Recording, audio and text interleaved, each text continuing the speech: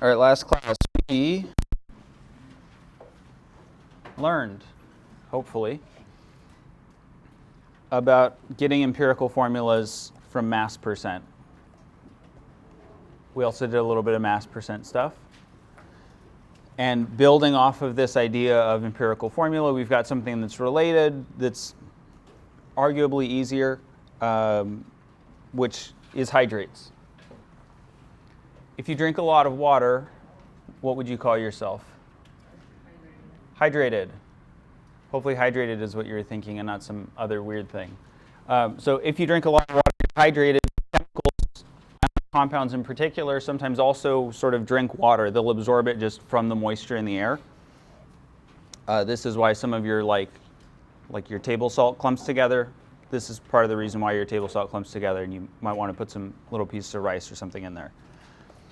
So a lot of ionic compounds naturally contain water molecules. Some of them will also pull water molecules out of the air. If you drink a lot of water, you're well hydrated. An ionic compound that contains water molecules is called a hydrate. So similarly to a salt being a name for an ionic compound, a hydrate is something, an ionic compound, a salt, that has water.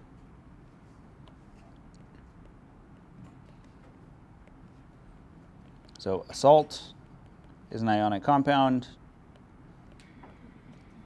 I'll sometimes hear it referred that way. And a hydrate, a salt plus water.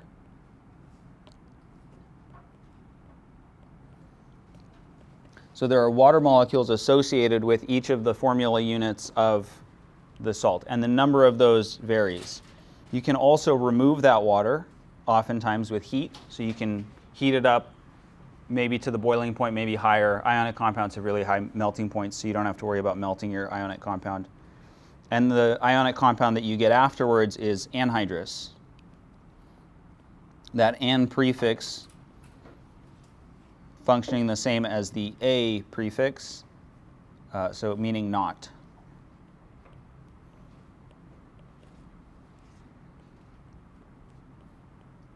So it's the not hydrous version of the water. And hydrates often have fun colors. So like this cobalt-2 chloride hexahydrate has this fun sort of magenta color. Other examples of a hydrate is Epsom salts. Epsom salts is a hydrate form, or a hydrated form of magnesium sulfate. And the way that we would write that out is this. We would have the magnesium sulfate part, and we've got this little dot. This little dot means associated with.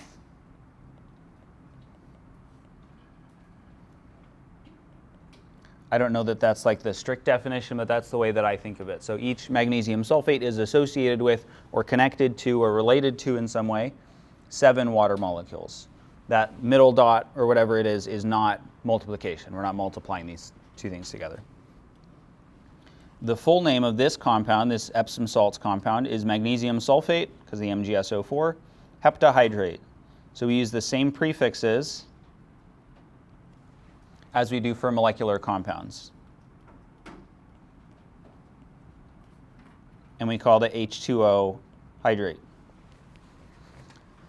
So take a second and think about what would the chemical name be for gypsum, which has the formula CaSO4 middle dot 2H2O.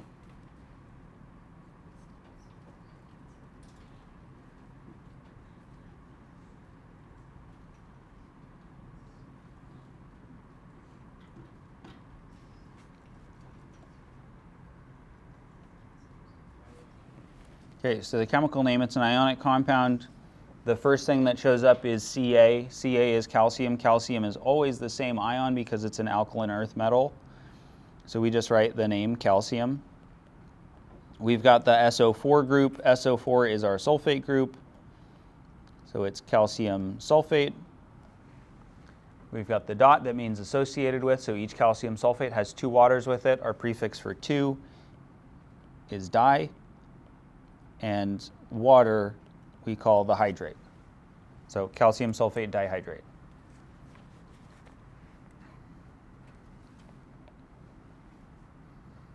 Any questions about hydrates so far?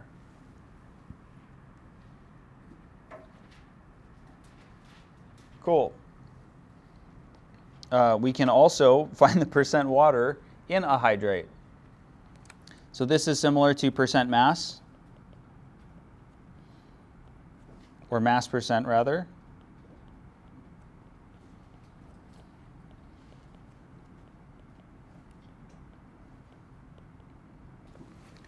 We're just doing it for the water. So this is just like a specific use case of mass percent. So we want the amount of water over grams of the compound times 100% because it's a percent.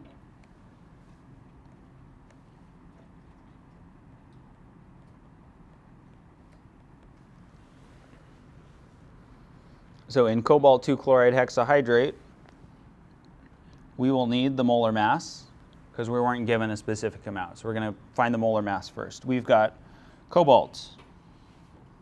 We've got chlorine. We've got 1 cobalt, 2 chlorines. What else do we have? We've got hydrogen. How many hydrogens? 12. We have 12 hydrogens. We've got 6 waters, and each of those has 2 hydrogens. So we have 12 hydrogens. How many oxygens do we have? 6. So this 6 in front distributes out to both the hydrogen and the oxygen. So we've got 6 oxygens. And then we can multiply these by their molar masses. So cobalt 58.93, 35.45,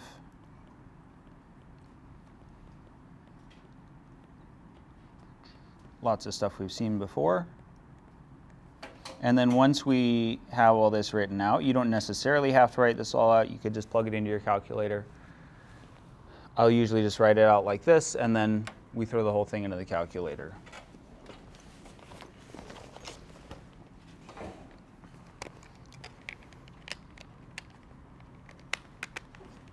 Okay, so we've got our 58.93 plus 2 times 35.45 plus 12 times 1.008 plus 6 times 15.999. And this gets us the molar mass of the hydrate.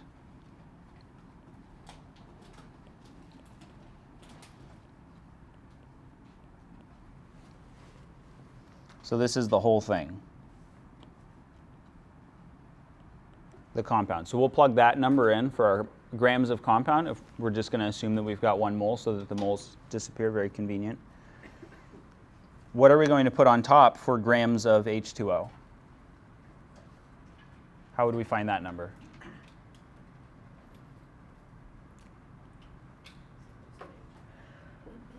It's the 6 H2O's part.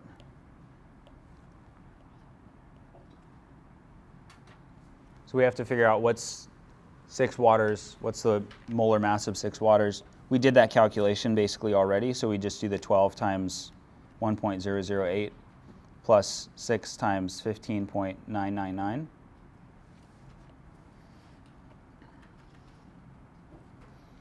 And that number is 108.09 grams per mole. So we do 108.09 grams because we're assuming that we've got 1 mole. We do 237.92 grams on the bottom, multiply by 100%.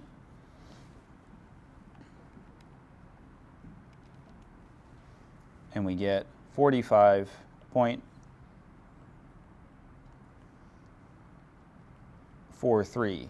Let's just stop there for sig figs. It's probably actually 1 more sig fig, but it doesn't really matter that much. Any questions about our process here?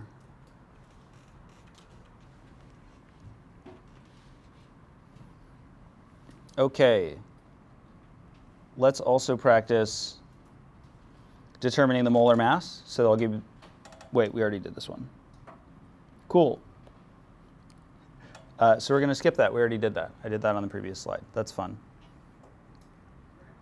Another thing that we can do related to empirical formulas is determine molecular formulas.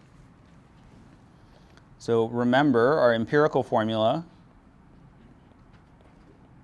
is the simplest whole number ratio for the subscripts. So it's our simplest subscripts. So all those little numbers that trail our elements, they're as simple as they can be. For ionic compounds, it's just our formula unit. It's the same formula. In order to find the molecular formula, it's always a whole number multiple of the empirical formula. That number could be 1, 2, 3, 4, etc. We need the molar mass to figure out what that whole number is. So you would have to be provided a molar mass to be able to do this sort of problem solving. So we take the molar mass of the compound that's of the molecular formula. We divide it by the molar mass of the empirical formula. That'll tell us how many times our empirical formula goes into our molecular formula. And that's what this n value is. So then we multiply all of our subscripts in our empirical formula by this n value, and that'll give us our molecular formula. And we've got an example of that. So the empirical formula for fructose is CH2O, and its molar mass is 180.2 grams per mole. What's the empirical formula? So we need to take our 180.2 grams per mole. That's our molar mass for the molecular formula, the actual formula. And we need to divide that by the molar mass of our CH2O.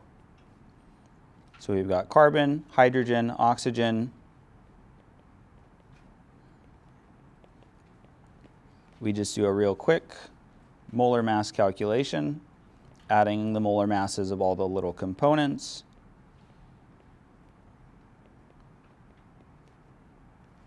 If you're confused about this process, SI office hours or my office hours are a great time to get help on this or literally anything else in the class.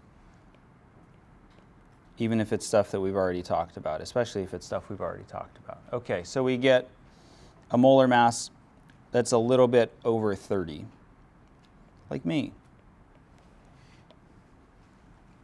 And we divide our 180.2 by this 30.026.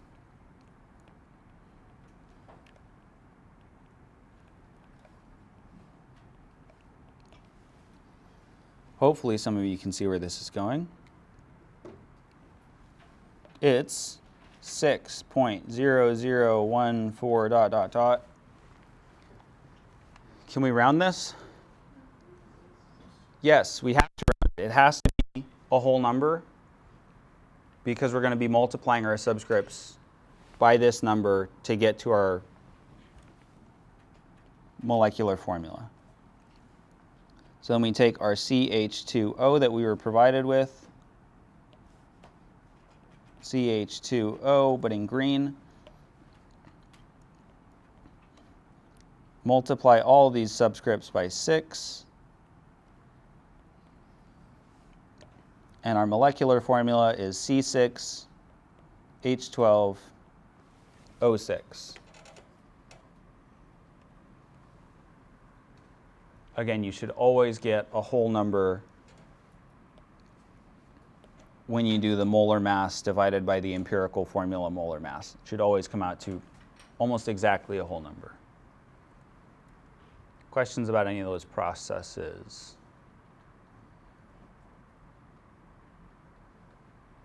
Cool. Here's one for you to try. Estradiol is an estrogen steroid containing carbon, hydrogen, and oxygen. Its empirical formula is C9H12O, and its molar mass is 272.4 grams per mole. Please find its molecular formula. So we've got an empirical formula given to us. We were also given a molar mass. Just like on the previous slide, we're going to be using both of these two things. We need to figure out how many times does our empirical formula go into our molecular formula. And to do that, we can use our molar mass. So we're going to find the molar mass of our empirical formula.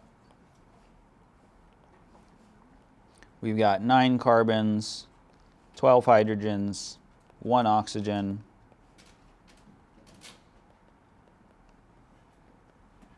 We do some quick maths.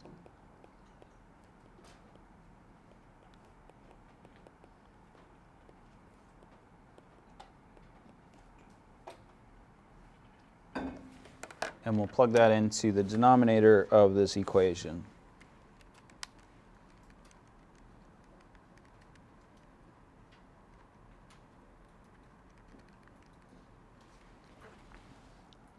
We get an empirical formula molar mass of 136.194-ish. When we do that division, we come out right around 2. So we're going to take our formula, our C9H12O, and we're going to multiply all of those subscripts by 2 to arrive at a molecular formula of C18H24O2. Any questions about the process?